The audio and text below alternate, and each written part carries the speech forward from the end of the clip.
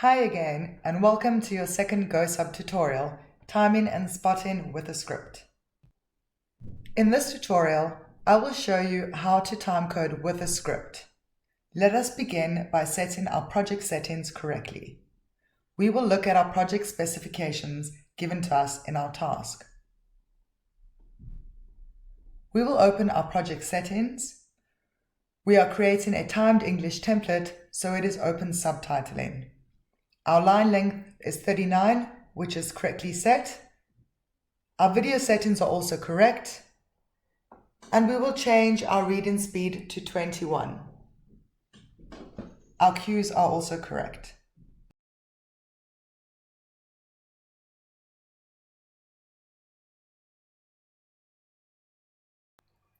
Let us edit our script. First, we want to delete any headers or footers.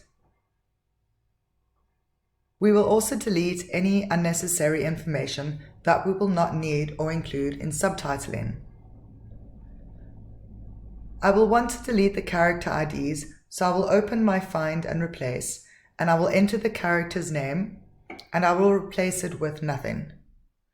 I want to make sure that I have the match case ticked, so that I do not delete all the character names in the script.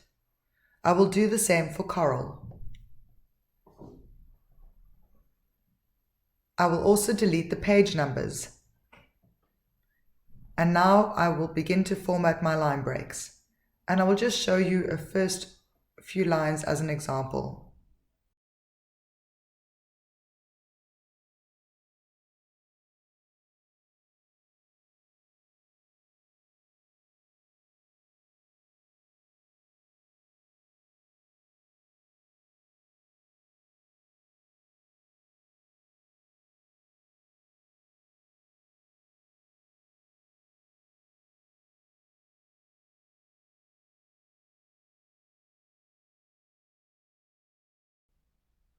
Now that our RTF is correctly formatted and ready, we can save it as rich text format. Once it has been saved, we can import it. Navigate to the toolbar and go to Import File. Select the RTF you have saved and click on Open. Then select RTF and click on Import. You can now see your imported script on the right-hand side of the screen.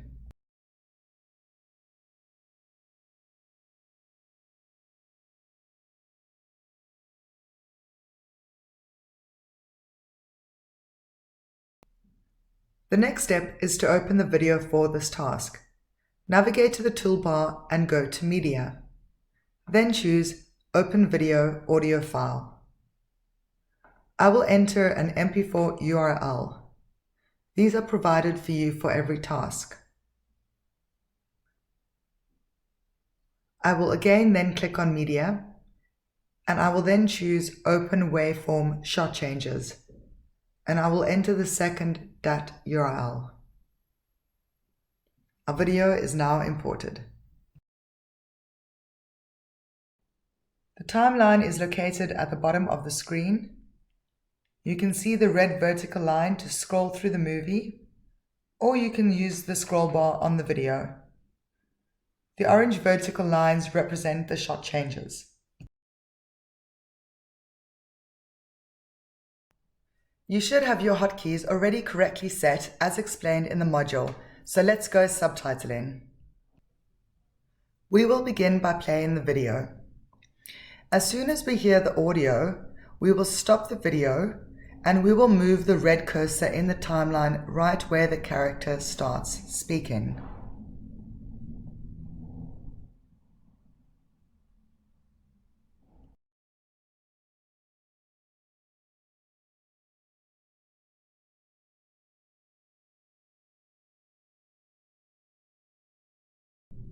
I will now set my in-cue using the in-cue hotkey.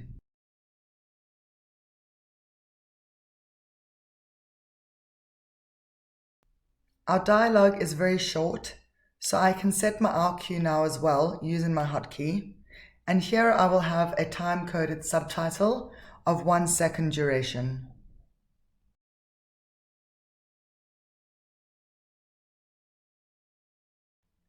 If I would like to adjust my cues, I can either adjust my cues using the plus and minus symbols for the in-out cue, or I could use the timeline below and I will drag the cue either right or left.